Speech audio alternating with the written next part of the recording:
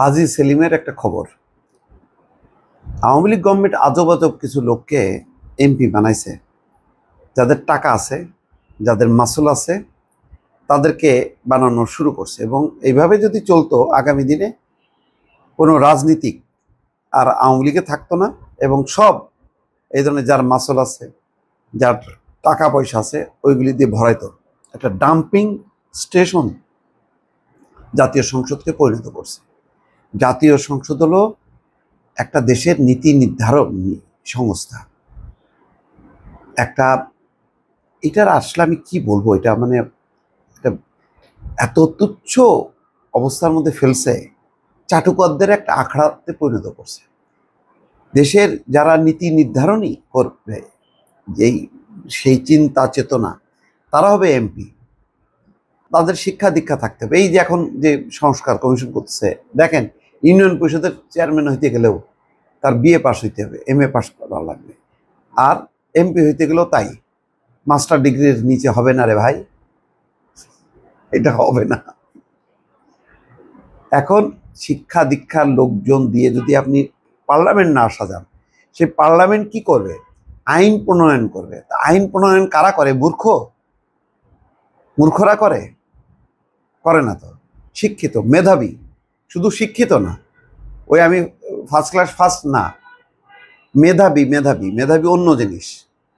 পুঁথিগত বিদ্যার চেয়ে মেধা অনেক দরকার, কিন্তু মিনিমাম একটা স্ট্যান্ডার্ড রাখতে হবে তো তার। ওগুলি সব শেষ। এখন দেখেন হাজী সেলিম, এটা আবার দুর্ভাগ্য, শেষের দিকে শেখ হাসিনা যেহেতু কথা বলতে পারে না, তাকে এমপিও করেনি, তার ছেলেরে বানাইছে। কি কারণে বানাইছে জানি না। ওই টাকা টাকা টাকা ছাড়া কিছু না। এতে দাও 10-20-50 কোটি টাকা, যাও নমিনেশন নিয়ে যাও। আর তোমার তো মাসল আছে, ক্ষমতা থাকলেই হয়েছে। ওই ক্ষমতার জোরে তুমি থাকো, টাকাও আছে, টাকা আমারে দাও, থাকো। সব মাফিয়া তৈরি করছে। তো যাক, হাজী সেলিম এখন কারাগারে আটক, হত্যা মামলায়। তিনি খেপে গেছে আদালতে। আজকে তিনি আইনজীবীর উপর খেপে গেছে। ওকালতনামায় স্বাক্ষর করতে অস্বীকৃতি জানান, পরে আইনজীবী তাকে বুঝিয়ে স্বাক্ষর করেন। তো তার আইনজীবী প্রাণনাথ বলেন, আমার মক্কেল কথা বলতে পারেন না, কারাগারে খাবার খেতে পারেন না, কাউকে কোনো কিছু বোঝাতে পারেন না। এই অভিমানে আমার উপর রেগে গিয়েছিলেন, এই জন্য তিনি ওকালতনামায় স্বাক্ষর করতে চাচ্ছিলেন না।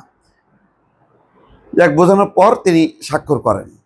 এই হচ্ছে অবস্থা আর কি। মানে এখন এগুলি একটা চিড়িয়াখানায় রূপ নিছে।